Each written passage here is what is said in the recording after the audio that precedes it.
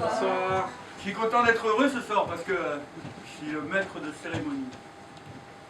C'est moi qui ai l'immense avantage, privilège et honneur de vous présenter les deux personnes que vous allez voir ce soir.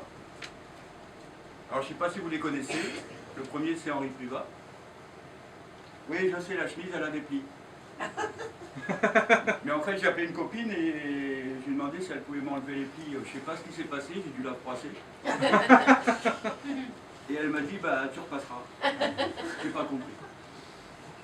Donc Henri Privat, c'est un monsieur que je connais depuis pas trop longtemps, mais ça va, il a pas mal de personnages. Ce soir, il va vous en faire deux. Et puis après, je vous parlerai de notre tête d'affiche. Et ça, messieurs, dames, c'est une tête. Monsieur Henri Privat! Merci. Bonsoir à tous. Ça va bien? Ça va. Est-ce que ça va? C'est formidable. Bon, mais je me présente, puisque vous ne me connaissez pas, je m'appelle donc Henri Privat. Privat comme le chef-lieu de Ardèche, sauf que le chef-lieu de Ardèche, c'est Privat AS, As.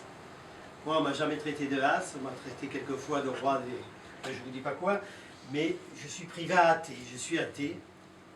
Quoique athée par les temps qui courent, annoncer qu'on est croyant, qu'on est non-croyant, qu'on est musulman, qu'on est catholique, ou protestant, c'est plutôt un petit peu risqué. Je ne vais donc pas me hâter à vous dire que je suis athée. Disons que je crois. Enfin, je crois que je suis athée.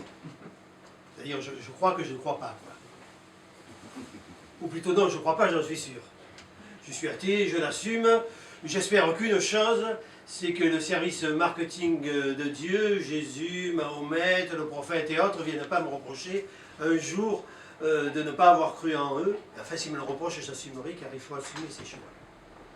Et Dieu sait, s'il existe, que des choix dans la vie, on en a à faire. Vous, par exemple, ce soir, vous vous êtes peut-être dit, est-ce qu'on fait soirée télé ou est-ce qu'on fait soirée clash théâtre?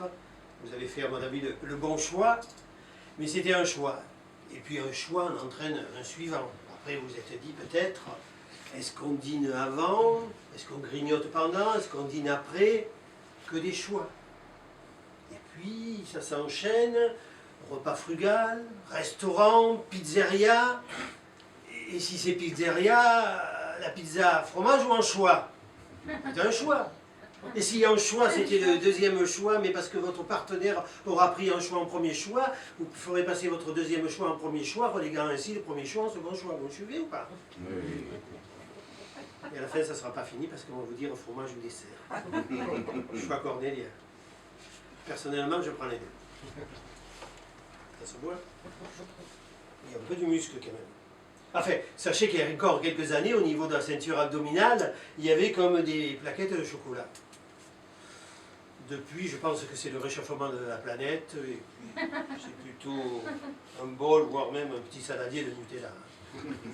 Mais enfin, je ne prends pas toujours quand même fromage et dessert, parce que si auparavant, je ne sais pas, moi j'ai pris une truite aux amandes, là peut-être je prends le fromage et dessert, mais si j'ai pris une tartiflette, ben, je ne prendrai que le dessert. C'est l'art et la manière d'équilibrer son repas, parce que si la pâtisserie est un art, si la cuisine est un art, savoir équilibrer son repas est un art aussi, c'est ce qu'on appelle l'art des choix. Art des choix, nous y revenons, donc je ne suis pas malgré mon nom, puisque je suis né un petit peu plus au sud, je suis du Gard, je suis de Nîmes, je suis nîmois. Et d'ailleurs, ni moi ni mes frères n'y sommes pour quelque chose, puisque c'était le choix de nos parents. Voyez-vous, lorsque un homme veut choisir une compagne pour la nuit, ou pour plusieurs, ou même plusieurs années éventuellement, il essaie de la choisir. Oui, il y en a qui ne sont pas tout à fait d'accord, qui se disent pour une nuit, des fois, on prend un peu ce qui reste. C'est vrai, c'est vrai. Non, mais pas ce soir, hein, parce que ce soir, j'ai observé les dames qui sont dans la salle. D'abord, ça respire l'intelligence, ce qui pour un groupe de femmes est quand même relativement fréquent.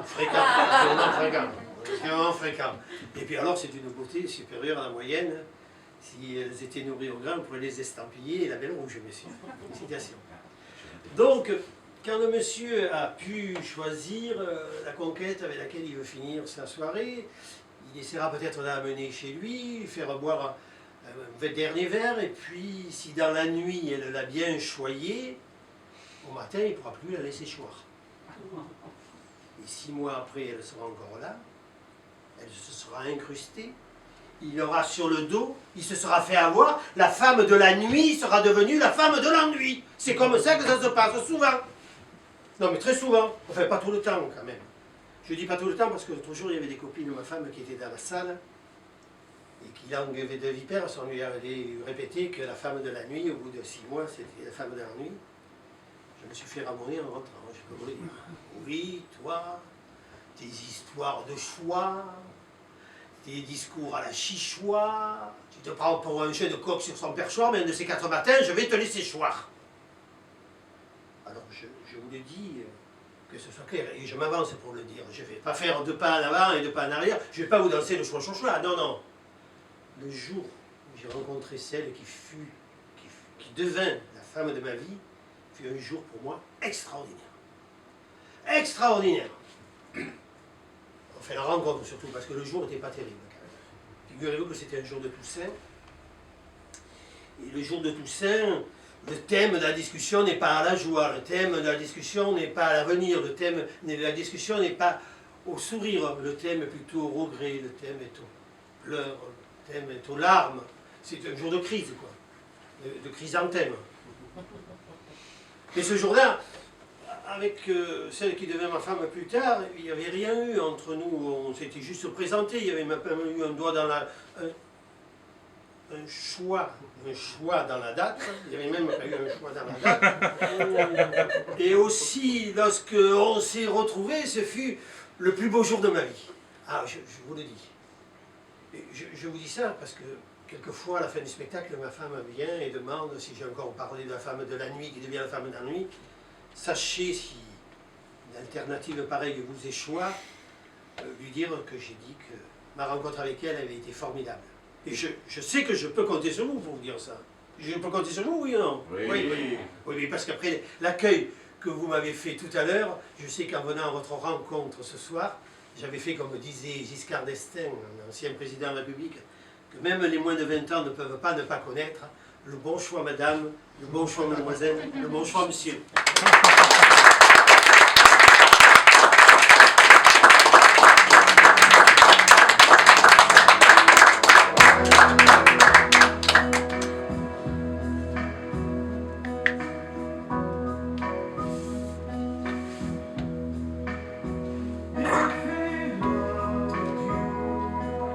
Bon alors il est où là? Il est parti, elle est partie, Taubira? Elle est partie enfin? Oui. Elle est partie. On va plus entendre parler, j'espère, du mariage pour tous, non? Le mariage pour tous. La seule promesse qu'ait tenue François Hollande. Marquis, il ne pouvait pas faire différemment. Il avait tous les homos qui poussaient derrière. S'il s'était mis à reculer, il prenait des risques, le type. Il va être combien, quand même, comme marié? 50 millions, et moi, alors. Quel jour, quelle année, quel mois, un mariage pour moi? Oh, ce jour-là, quel émoi! Enfin, quel émoi, que lui et moi, mais quelle émotion! Alors certains me disent, oui, mais pour te marier, va à la télé, l'amour est dans le pré. Mais je suis une citadine, moi, ça se voit. Le pré, je l'aime, mais de loin, pas de trop près. Non, je suis moderne, moi, Internet, je tapote, et je fais des rencontres dans le monde entier. L'autre jour, j'ai eu un contact avec un type de Katmandou, au Népal. Oh, l'annonce était belle. Hein. Le Népalais vous plaira. Quand je l'ai vu, le Népalais, mon Dieu. S'il est Népalais, il n'est pas resté longtemps. Le Népalais était moche. Le Népalais était laid. Hein. Et alors, toute la journée, il fumait, c'était pas du croc qui ramassait des herbes, là. Hein. Non, moi, la fumette, ça ne m'intéresse pas. Je dis pas qu'après un bon repas, pour digérer, un petit... Non, pas une pipe, un petit cigare à la Havane, ça me fait du bien.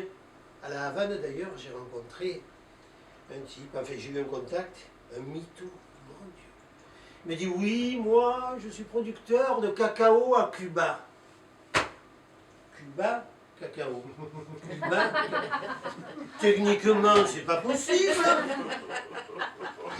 Oui. Et à Cuba, en plus, il n'y a pas de mariage. Ils mélangent tout, les riches, les pauvres, les beaux, les laids, les jeunes, les vieux. Pour quel résultat? Que des cons cubains. Moi, je ne voulais pas faire partie de cette race-là, de cette catégorie-là. Alors, il y a une chose qui est bien à Cuba, par contre, c'est quand un monsieur fait un enfant à une dame, il doit respecter la mère de son enfant. Ah oui, sinon, ils ne font pas des cadeaux. Hein. Premier écart, PV. Deuxième écart, il va en tôle. Et s'il continue, le type, s'il n'a pas compris, on lui coupe les bijoux de famille. À Cuba, un Fidel Castro met un paquet d'infidèles castrés. C'est pour ça que notre président, il a été courageux d'aller là-bas. Avec la vie qu'il a, remarqué sur le scooter, il se serait peut-être un peu moins gagné, hein, mais bon. Mais en tout cas, ça a été le premier président à y aller là-bas avant Obama. Et ils ont fait une belle photo, je ne sais pas si vous l'avez vu, on aurait dit une publicité de Benetton. Il y avait François, il y avait Raoul et Fidel Castro. Et les trois bandes. Hein. Non mais les trois bandes, c'est le survêt de Fidel Castro, la marque trois bandes. Hein. Donc pour le reste, je ne sais pas.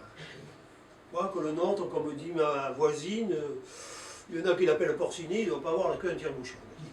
Mais bref, après cette expérience-là, je me suis recentré sur la France.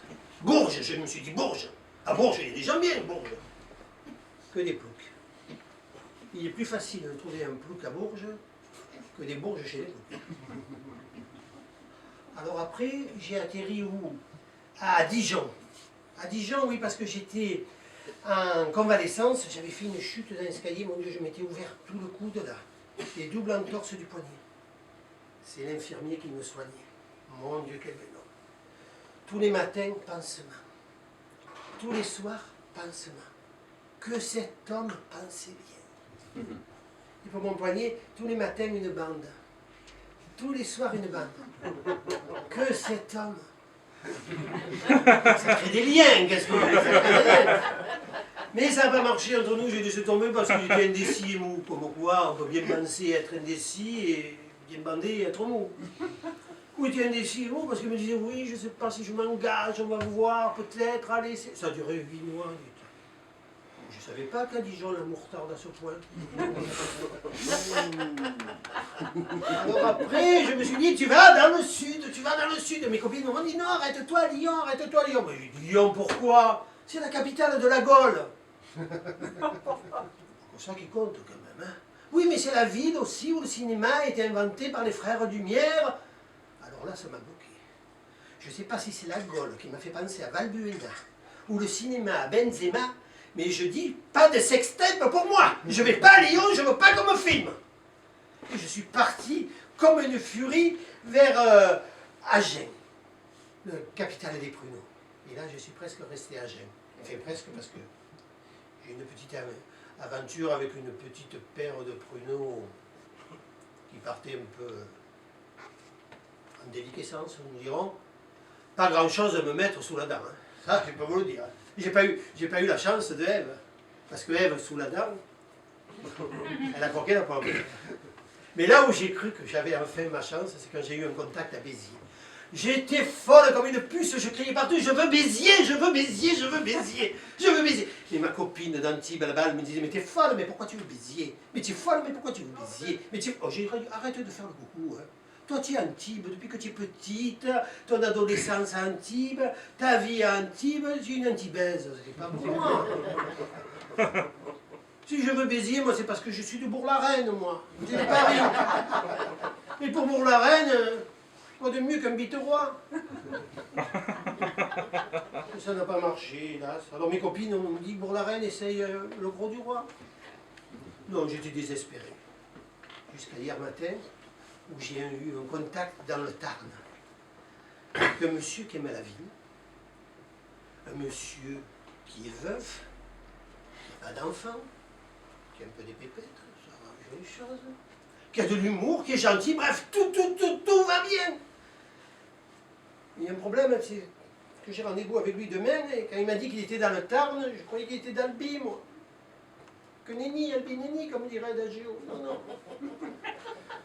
Il est de Castres. Alors je me dis qu'à mon âge, avoir la prétention de prendre son pied avec un castré, c'est pas gagné, c'est pas gagné.